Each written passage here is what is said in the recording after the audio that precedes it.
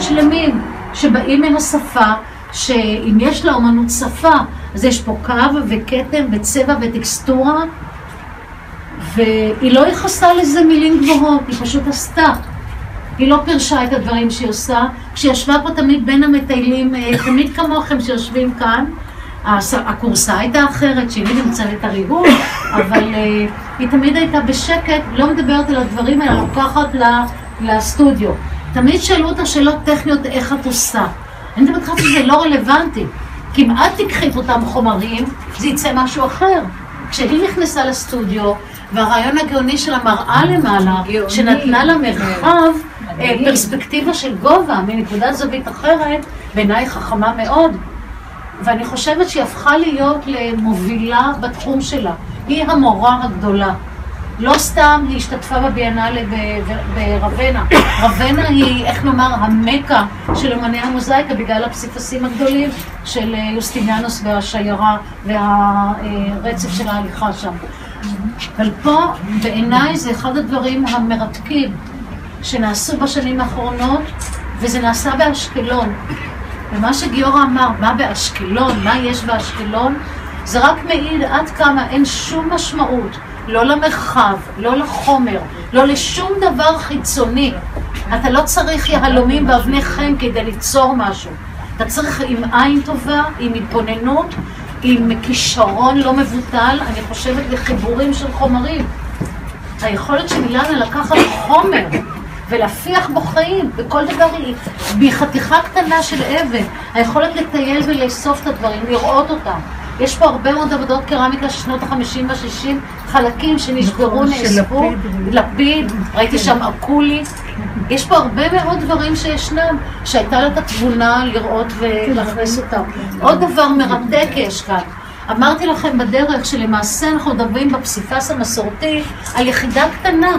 היא יכולה להיות ריבוע, בדרך כלל ריבועים, אבל מה אתה עושה איתו? מספיק שאתה משנה טיפה את הזווית, אתה יוצר אלכסון. אתה יוצר אלכסון, אתה יוצר תנועה. עוד דבר מאוד מאוד מהותי אצל אילנה זה המרקמים. תראו את המרקם הזה. כשיש לה חומר שרוף, שיש לה פה את האבן, את חלוק הנח, יש לה את החמר עם טקסטורה שרופה, שיש לה זכוכיות, תראו, הכל, יש לה מרקם כזה נפלא, שמישהו יצר טקסטורה. זה שמישהו אחר עשה את הטקסטורה, בשבילה זה גלם נפלא. היא לא תמיד הייתה צריכה ליצור את הדבר כדי להביא אותו לעבודה, ועדיין זה רק העבודה של אילנה. זה הדבר המדהים בזה. ולדעתי, מה שגיורא עושה והבן והבת, יש רוח מאוד מאוד טובה במשפחה הזאת. רוח של כבוד גדול. כשהייתי באה לאילנה, אילנה תמיד הייתה אמרה, גיורא יעשה שביל, גיורא יעשה את זה. גיורא עוד לא הספיק לתלות לי את הסבכה, גיורא לא עשה את זה ואת זה.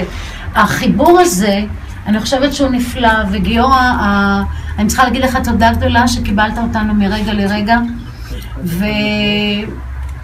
תהנו מהשתילים שתחיה קנתה בשם כל הבנות שמתרחוק מעמק חפר, וזכינו למתנה, והיא קרובה והיא זמינה. אני תמיד מאמינה שהדברים הכי מרגשים והכי מעניינים והכי נכונים הם תמיד לידינו.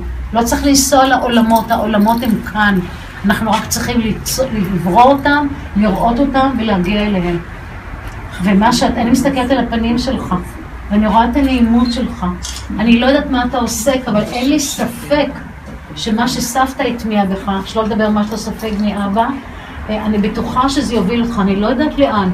לקבל דבר כזה, זו ירושה רוחנית. אני בטוחה שאתם לא רואים בזה שנייה אחת נדל"ן להתאשר בו, אלא זו בעיניי ירושה רוחנית שאין אנשים שזוכים לזה. וזה חייב להיות המוזיאון. זה חייב להיות מקום שאנשים יעלו לרגל, ככה, בחופשיות, יסתובבו וילכו ויכנסו ויפתחו את הדלת ויראו את הרישום ויראו את המיטה.